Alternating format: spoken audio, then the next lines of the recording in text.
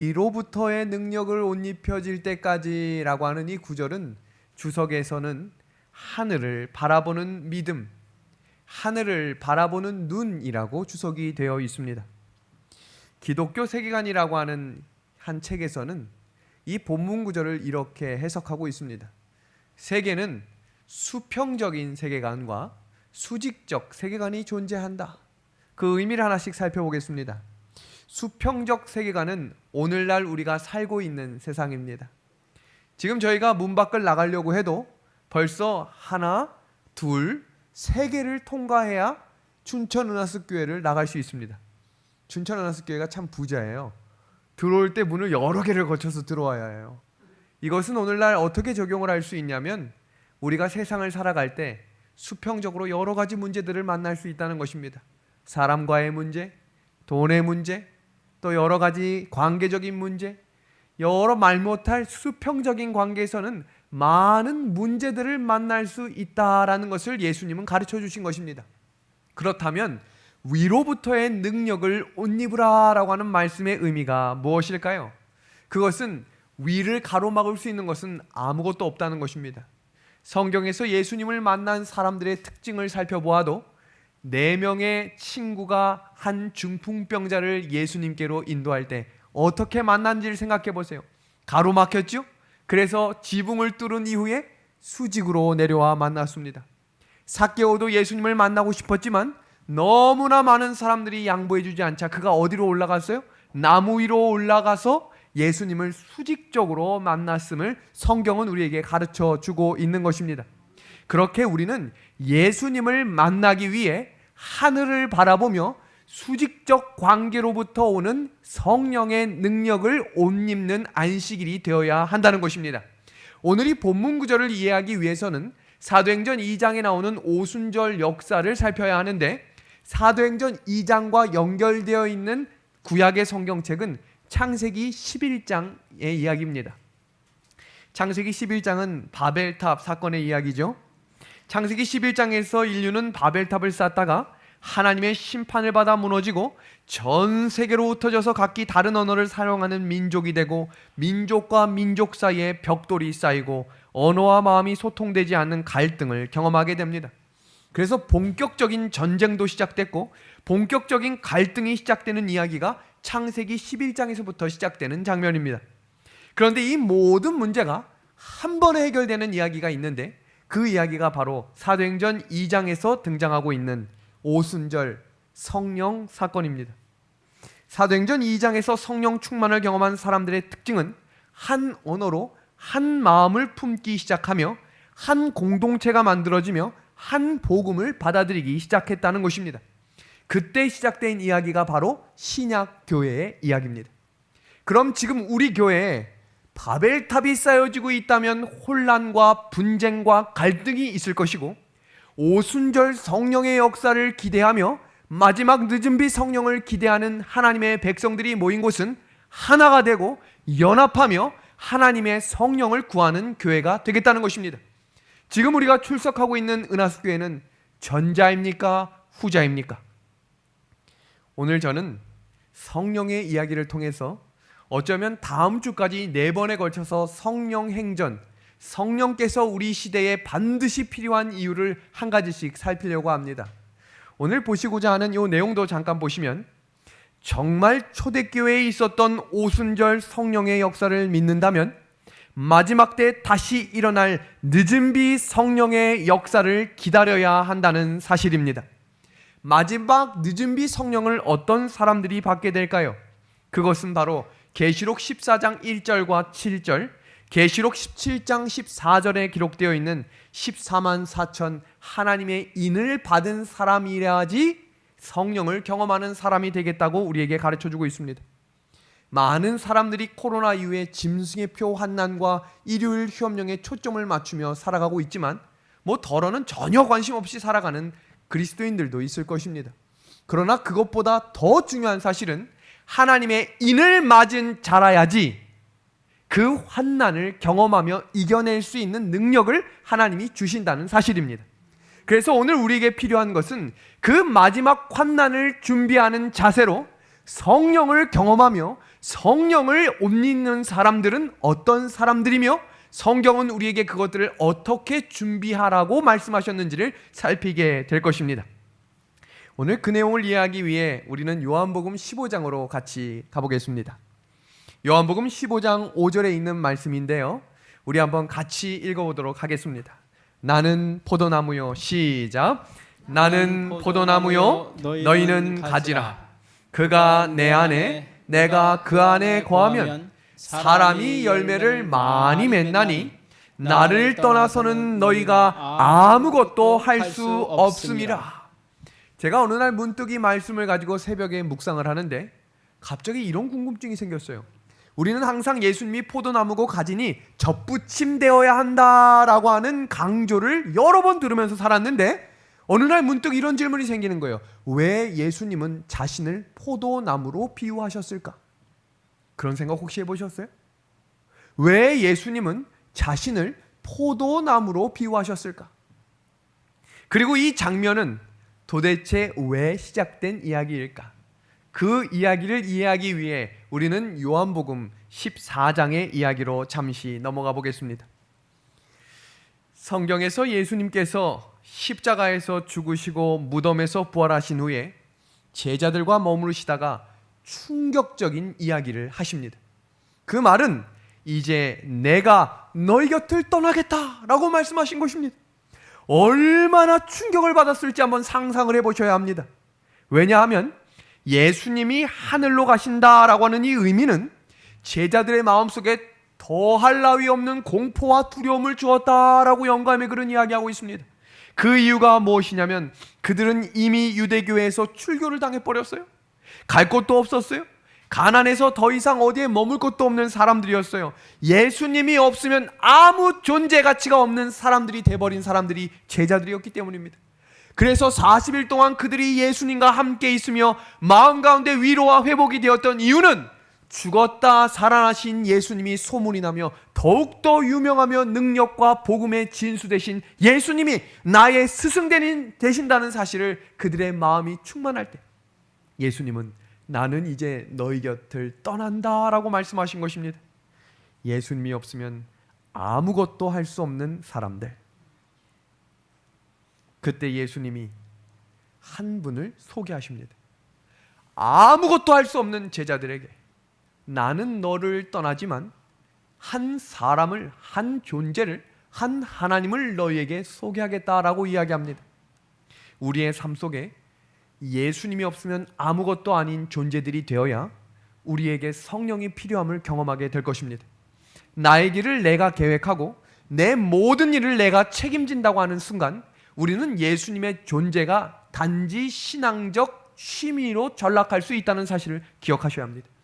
나의 삶의 전부가 예수님이라고 믿는 사람들에게 오늘 예수님은 우리에게 똑같이 제자들에게 말씀하셨던 것처럼 이렇게 말씀하실 것입니다. 내가 너희에게 성령을 소개한다. 요한복음 14장 16절에 있는 말씀입니다.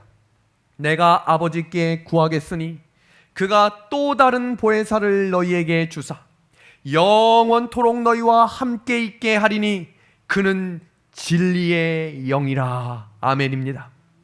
저희가 화요일 설교에 계시록 공부하고 있는 거 다 같이 공부하고 계시죠? 제가 이번 주 화요일에 함께 나누었던 공부 중에 사도 요한이 히브리 문법과 히브리 사상을 사용하는 단어 중에 하나가 이중어구라고 가르쳐 드렸습니다. 요한복음도 사도 요한이 기록했기 때문에 성경 곳곳마다 명하였음에, 명령하였음에 같은 말을 두 번 강조하는 어법을 사용했는데 지금 이 본문 구절도 보시면 또 다른 보혜사를 너희에게 주겠다라고 말씀하시며 다음에 노란색 글씨에 뭐라고 되어 있어요? 진리의 영이라 라고 되어 있습니다. 이 두 노란색 글씨는 모두가 한 존재를 가르치는 것입니다. 그럼 여기서 우리가 질문을 하나 드리겠습니다. 또 다른 보혜사가 너희에게 오겠다라는 말은 전에도 보혜사가 있었다는 말인가요? 있었다는 이야기죠. 왜요? 또 다른 보혜사라고 하는 말은 보혜사가 있었는데 또 다른 보혜사가 올 것이다 라고 예수님이 말씀하신 것입니다. 그럼 보혜사라는 의미가 어떤 의미인가? 성경 사전에서는 보혜사라고 하는 이 단어가 파라클레토스라고 하는 원어 의미가 중보자, 대변자, 돕는 자라고 소개가 되어 있습니다. 그래서 제가 성경 주석을 찾아보니 성경 주석에는 보혜사를 손을 잡고 함께 걸어가는 분이라고 되어 있습니다. 예수님이 이 땅에서 사실 때 보혜사로 사셨어요.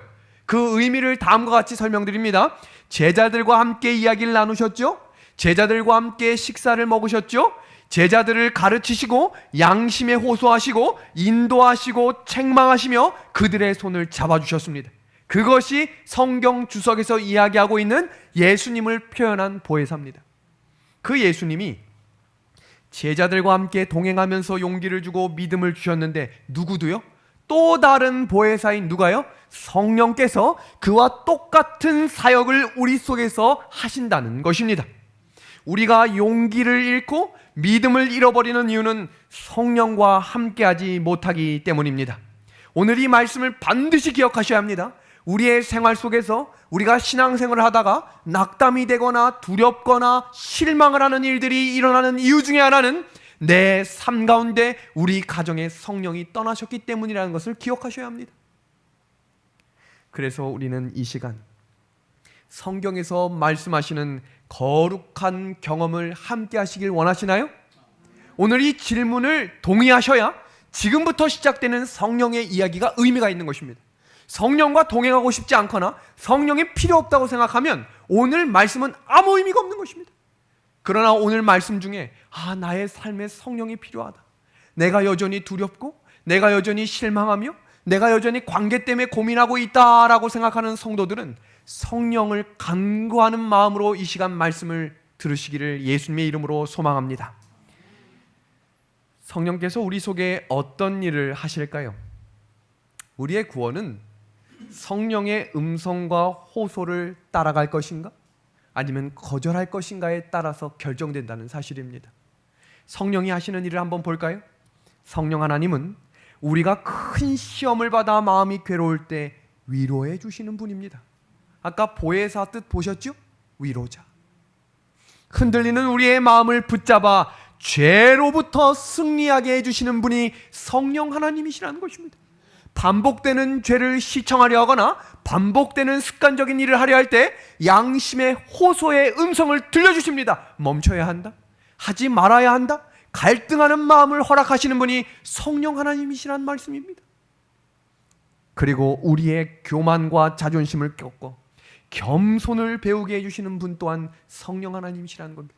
내가 책임지고 내가 한다는 생각을 내려놓고 나는 아무것도 아니고 하나님께서 이 일을 붙들어 주셔야, 나의 삶을 주관해 주시는 하나님이 함께 하셔야 이 일을 감당할 수 있음을 고백할 수 있도록 만드시는 분이 성령 하나님이시라는 것입니다. 그래서 성령의 은혜와 능력을 통해 구원의 경험을 하게 되는 것입니다. 저희가 요한복음 15장 5절에 질문으로 던졌던 이 주제를 한번 생각해 보셨습니까? 왜 예수님이 나를 포도나무로 하셨을까? 제가 성경 주석과 예언의 신을 읽으면서 깜짝 놀랐어요. 예수님이 포도나무로 자기를 비유하신 이유는 포도나무는 스스로 나무의 열매를 맺을 수 없는 나무입니다. 포도나무는 반드시 지주대나 버팀목을 세워야 그것을 타고 올라가 열매를 맺을 수 있는 나무라는 사실이었어요. 그래서 예수님이 성경상에 어떤 역할과 어떤 일들을 하셨는지 찾아보고 제가 확실히 깨달은 한 가지는 예수님은 성령이 없이는 일하실 수 없는 분이셨기 때문에 포도나무로 자기를 비유하셨다는 사실입니다. 성경 말씀 요한복음 5장 19절의 말씀은 본인의 삶을 본인이 이렇게 고백하셨어요. 아들이 아버지께서 하시는 일을 보지 않고는, 그 다음 뭐라고 되어 있어요? 아무것도 스스로 할 수 없다라고 고백하셨어요. 나는 혼자서 할 수 있는 것이 없다는 것입니다. 반드시 아버지 하나님과 성령 하나님이 버팀목으로 내 삶을 이끄시고 지탱하셔야 내 삶 가운데 역사하심을 경험할 수 있다고 고백한 것입니다.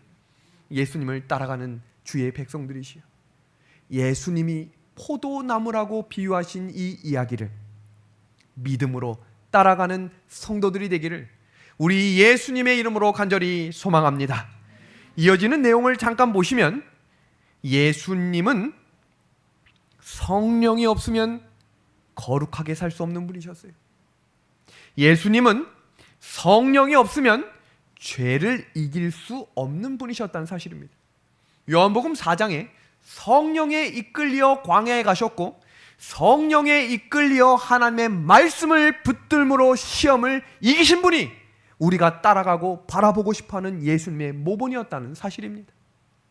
그리고 예수님은 성령이 없으면 기적을 행할 수 없는 분이심을 예수님이 간증하셨습니다. 이것이 예수님의 생애 속에 있는 경건의 비밀이었습니다. 우리 요한복음 3장 16절을 한번 같이 찾아서 읽어볼까요? 요한복음 3장 16절에 있는 말씀입니다. 다 같이 한번 읽어보도록 하겠습니다. 시작.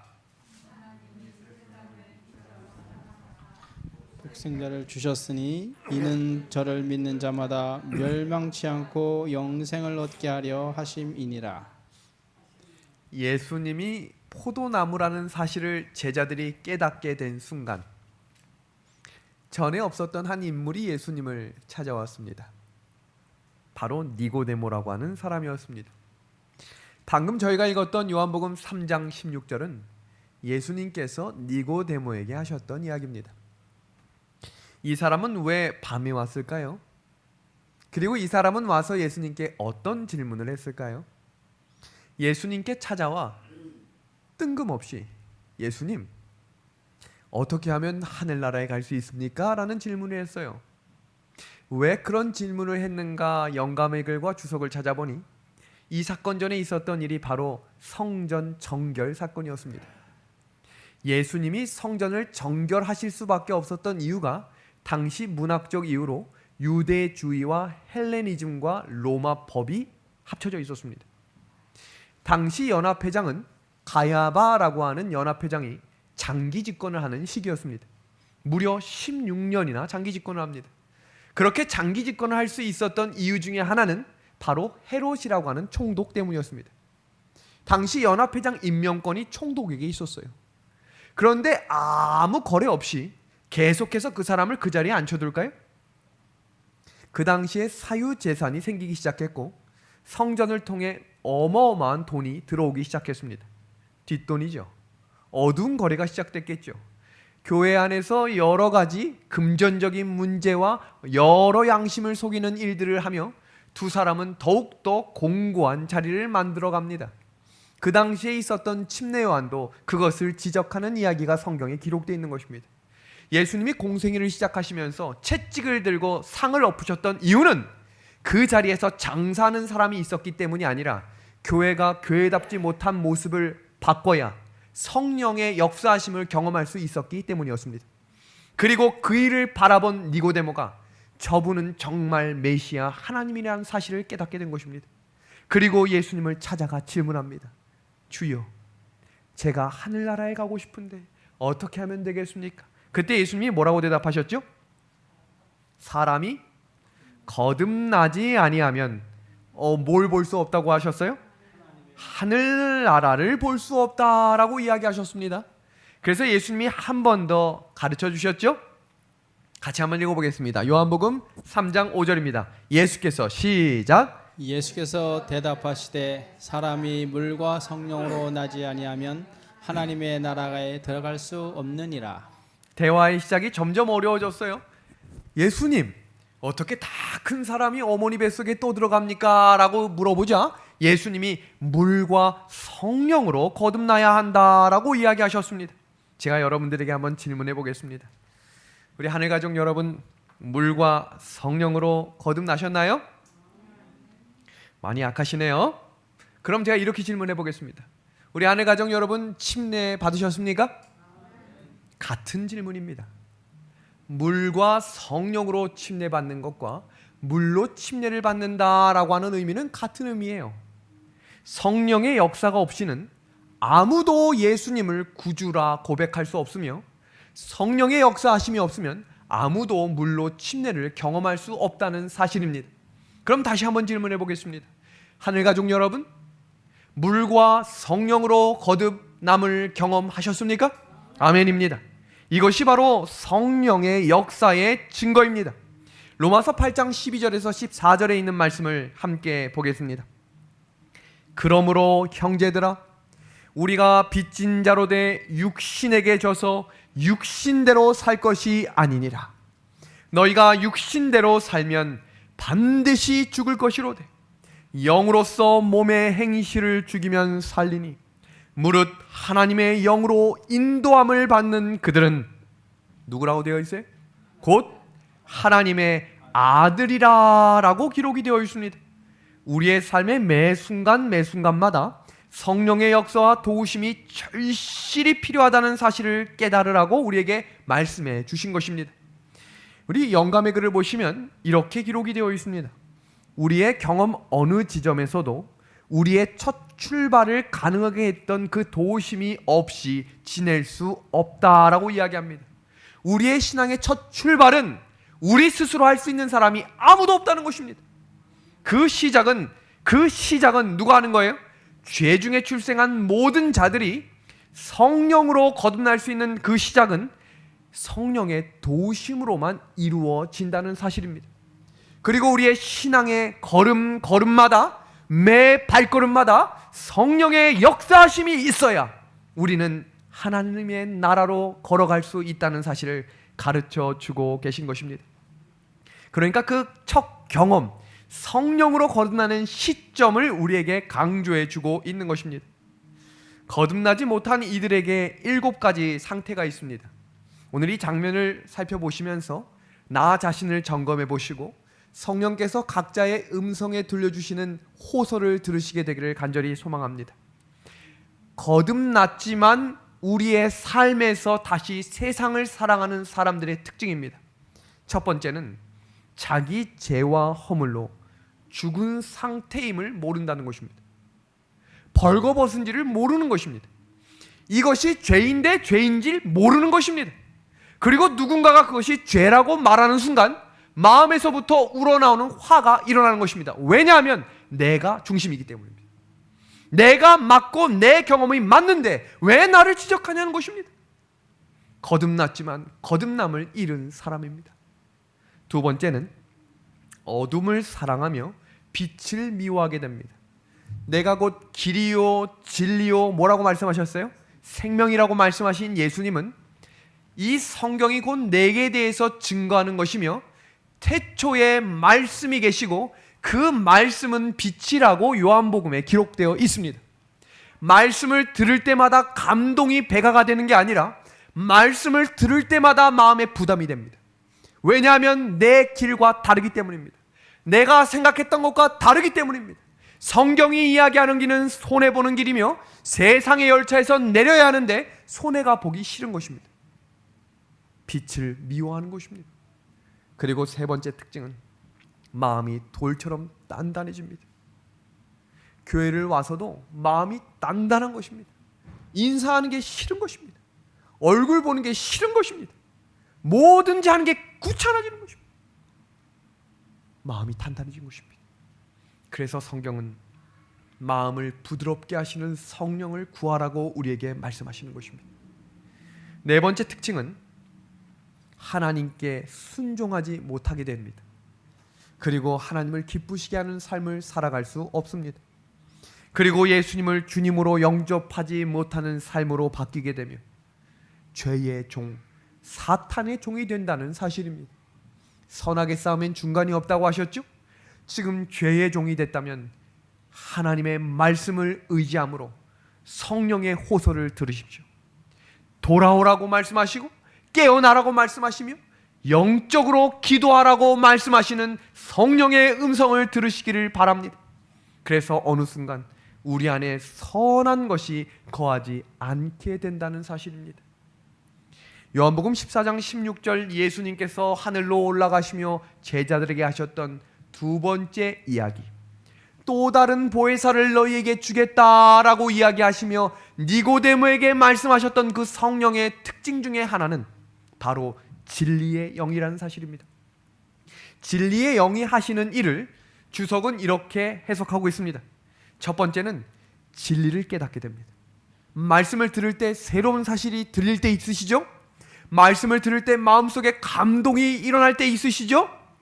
성령이 하시는 일입니다. 두 번째 특징은 진리로 인도하신다는 것입니다. 그리고 그 인도로 끝나는 것이 아니라 진리에 순종하게 하신다는 사실입니다. 여기서 중요한 것은 성령이 진리를 깨닫게 하는 것으로 끝나는 일이 아니라 진리를 깨닫고 인도하시며 그 삶의 순간순간마다 말씀에 순종할 수 있도록 인도하시는 분이 성령이라는 사실입니다. 그 사람이 바로 성령을 붙들고 사는 생애가 될 것입니다. 예수님이 이 땅에 초림으로 오실 때 예수님을 알아보는 사람이 많이 없었어요. 그런데 깜짝 놀랄 만한 한 가지 사실은 그들은 예언을 가지고 있었다는 사실입니다. 지금 이 문장을 보시면 깜짝 놀랄 것입니다. 보십시오. 유대인들은 메시아가 베들레헴에 태어나신다는 사실을 알고 있었어요. 예언을 알고 있었다는 것입니다. 마치 재림 성도들처럼 말입니다. 예언을 너무나 잘 알고 깨닫고 말도 하지만 결국 그들은 예수님을 기다리지 않았습니다. 메시아가 이 땅에 왔는데도 불구하고 예수님을 찾아간 사람은 없었습니다. 왜 그랬을까요? 그들은 왜 예수님을 알아보지 못했을까요? 그 이유는 성경 주석은 이렇게 이야기합니다. 진리의 영이 그들 속에 없었기 때문이다. 눈에 보이는 것을 따라간 사람들이었기 때문입니다. 대제사장의 자녀로 왔거나 왕족으로 태어났다면 혹시 알아볼 만한 사람이 있었는지도 모르겠습니다. 그러나 말구육간에 비천한 그 자리에 예수님이 성령으로 잉태되어 태어나셨지만 그들의 눈에 볼 때 차지 않았던 예수님을 그들은 환영하지 않았고 바라보지 않았습니다. 더 심각한 사실은 예수님이 흙바닥을 걸어다니시며 병자를 고치셨습니다. 그때 사람들이 깜짝 놀랐어요. 오병이어 사건을 통해 5,000명이 넘는 사람들을 먹였습니다. 그때 사람들의 마음이 감동이 되었어요. 그 감동은 성령의 감동이었어요. 그러나 순종하지 않았기 때문에 그들은 모두 예수님을 떠났습니다. 먹을 것을 주고 입을 것을 입혀줄 때는 예수님을 따라갔지만 고난의 길에 참여하라고 말씀하신 그 길은 모두가 포기한 것입니다. 성경에 예수님을 따라가는 사람들에게 예수님이 호소하신 것은 고난의 자리도 참여하라고 말씀하셨어요. 영광 받는 자리와 박수 받는 자리뿐만 아니라 고난 받는 자리에도 참여해야 너희가 자기 십자가를 가지고 나를 따라온다고 이야기했습니다. 결국 진리의 영이 없었던 그 사람들은 예수님의 메시아임을 깨닫지 못하고 십자가에 못 박으라 소리 지르는 사람들인 폭동으로 변했다는 사실입니다. 성도 여러분, 성령은 받아도 되고 안 받아도 되는 것이 아니라 성령을 받지 못하는 사람은 마지막 때의 폭도로 바뀌게 될 것입니다. 예수님을 믿는 사람들을 죽이라고 가장 앞자리에서 소리 지르는 사람이 될 것이고 예수님을 따르겠다고 계명을 지키며 예수의 증거를 가진 자들을 핍박하는 가장 첫째 자리인 사단의 종이 될 것입니다. 그렇기 때문에 우리에게 반드시 필요한 것은 예언을 공부하기 전에 성령의 역사를 구하는 믿음의 성도들이 되어야 한다는 사실입니다. 우리에게 성령이 없으면 수십 년 성경을 읽고 예배를 드려도 예수님이 어떤 분인지 알지 못할 것입니다. 영감의 글을 좀 같이 보겠습니다. 그리스도를 바라봄으로 그대들은 변화하게 될 것이며 그대들이 전에 품고 있던 교만심, 허영심, 자존심, 스스로 의롭다 하는 정신, 불신을 증오하게 될 것이다. 성령의 역사하심은 큰 불이 내려와서 갑자기 이상한 말을 하는 것이 아니라 갑자기 어떤 사람을 고칠 수 있는 능력이 오는 게 아니라 조용히 내 마음 가운데 내 삶을 변화시킬 수 있는 음성을 듣게 된다는 사실입니다. 성도 여러분, 성령이 우리 속에 거할 때 그때 예수님이 나의 삶의 유일한 소망이 될 것입니다. 믿음의 하늘 가족 여러분, 우리 예수님이 지금 이 땅을 살아가는 나의 유일한 소망이 되고 계신가요? 그 예수님이 나의 삶의 중심이 되어 나의 전부라고 고백할 수 있는 분이 되셨나요? 오늘 이 저녁 말씀을 통해 그 예수님이 내 삶의 주인이 되심을 고백하며 다시 한번 성령으로 역사하심을 경험할 수 있게 되기를 우리 예수님의 이름으로 간절히 소망합니다. 이어지는 영감의 글은 시대 소망이 나오는 말씀입니다. 보혜사는 진리의 성령이라고 불리워진다.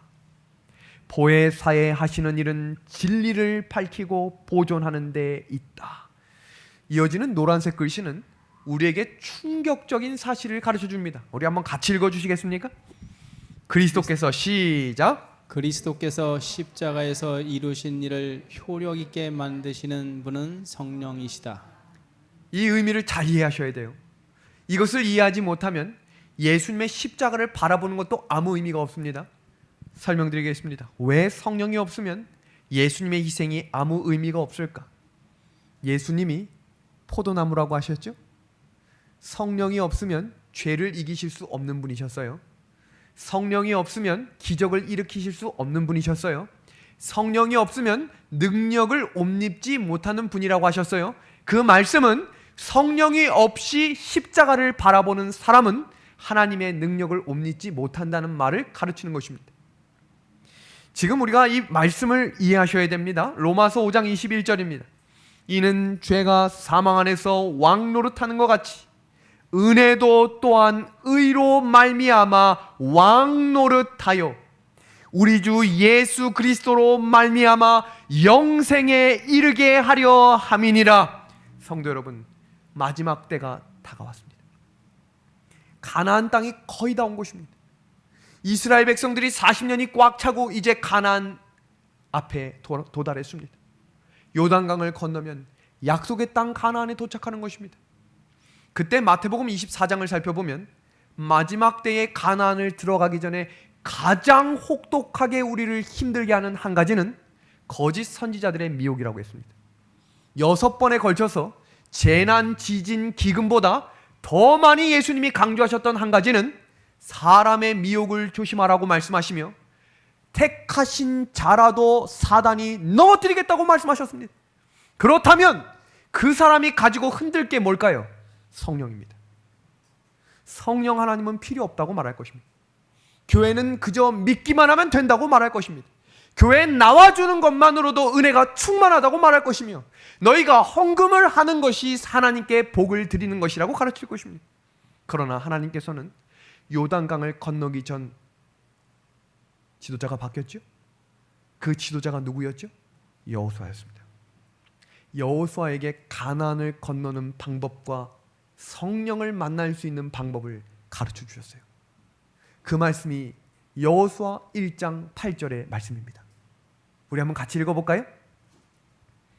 이 율법책을 시작. 이 율법책을 내 입에서 떠나지 말게 하며 주야로 그것을 묵상하여 그 안에 기록된 대로 다 지켜 행하라. 그리하면 내 길이 평탄하게 될 것이며 내가 형통하리라. 아멘입니다. 가나안 약속의 땅에 들어갈 수 있는 하나님의 구별된 무리들의 특징은 하나님의 말씀을 주야로 묵상하며 묵상하는 것으로 끝나는 사람들이 아니라 다 지켜 행하는 사람이라고 말씀하셨다는 사실을 기억하십시오. 그렇다면 왜 하나님께서 그 많은 사람 중에 여호수아를 지도자로 세우셨을까? 영감의 글은 그 여호수아를 이렇게 정의 내리고 있습니다. 여호수아는 용감하고 인내력이 있고 자신의 이익을 돌보지 아니하였다. 깜짝 놀랐어요. 요한계시록에 나오는 남은 무리의 특징이었습니다. 남은 무리의 특징은 용감해야 합니다. 왜냐하면 목숨을 걸고 하나님께 충성해야 됐기 때문입니다. 여호수아가 돌 맞아 죽을 뻔한 거 아시죠? 우리 6월달 달력 시조사에서 나온 달력을 보면 포도나무를 들고 이렇게 포도 열매를 들고 이렇게 가나안 정탐을 마치고 오는 사람들이 있어요. 그때 포도알이 그냥 사람 머리통만큼 크죠. 이렇게 큰 포도알을 가지고 가서 사람들이 가나안 땅은 젖과 꿀이 흐르는 땅입니다 라고 이야기했지만 그 다음에 뭐라고 이야기했어요? 우리는 메뚜기 같습니다, 못 갑니다 라고 이야기했습니다. 여기서 중요한 것은 그때 갈렙과 여호수아만이 하나님이 그 땅을 우리에게 허락할 것이다 라고 이야기했습니다. 그때 사람들이 여호수아에게 돌을 쳐 죽이려고 했어요. 그때 여호수아가 숨었나요? 담대하게 나아가 하나님이 진리의 말씀을 선포했던 사람이라는 것입니다. 성도 여러분, 마지막 때는 용감하셔야 합니다.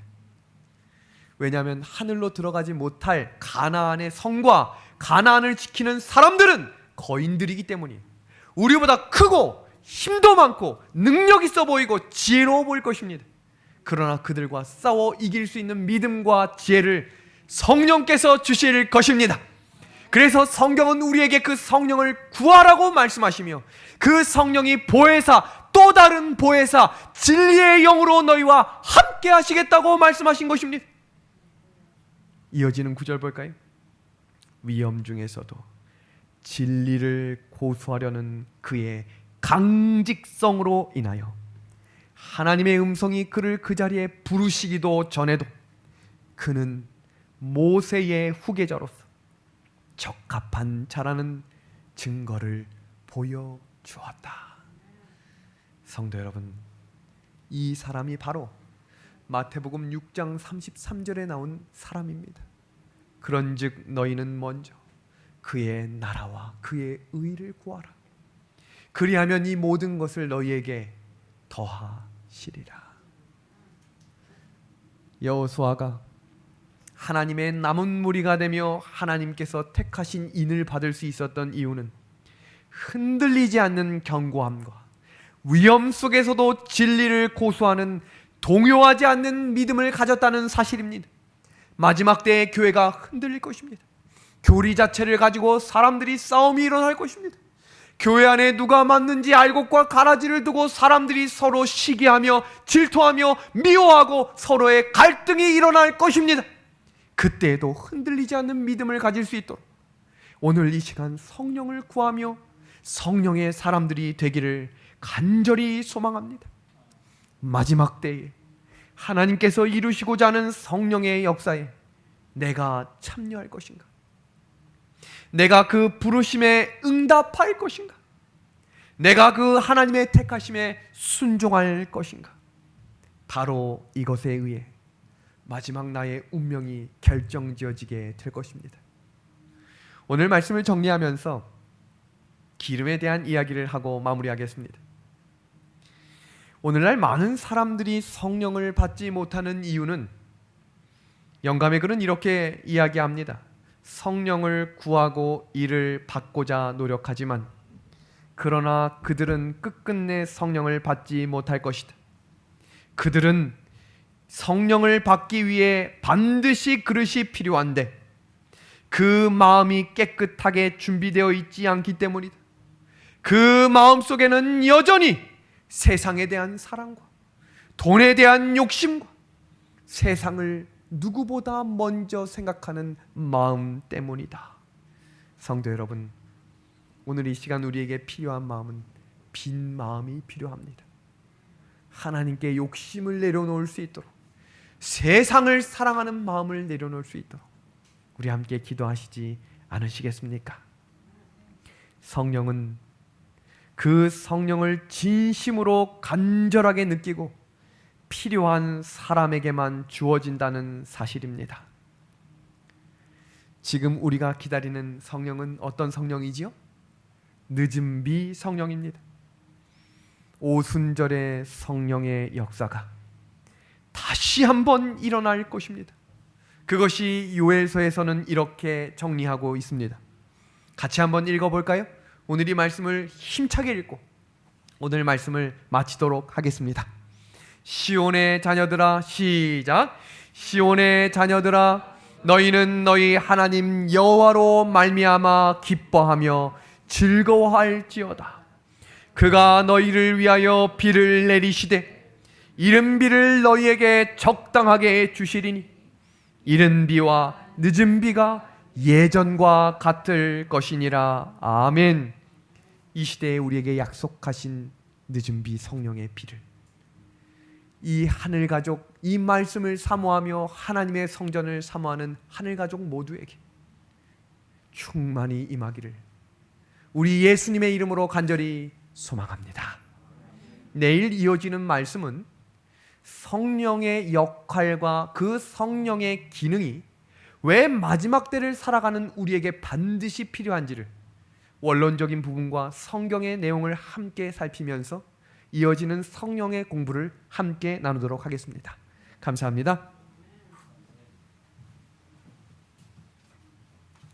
네, 감사합니다. 다 같이 일어서서 마치는 찬미 564장 찬미하시겠습니다. 564장 찬미 후에 목사님의 축도로 오늘 모든 순서를 마치도록 하겠습니다.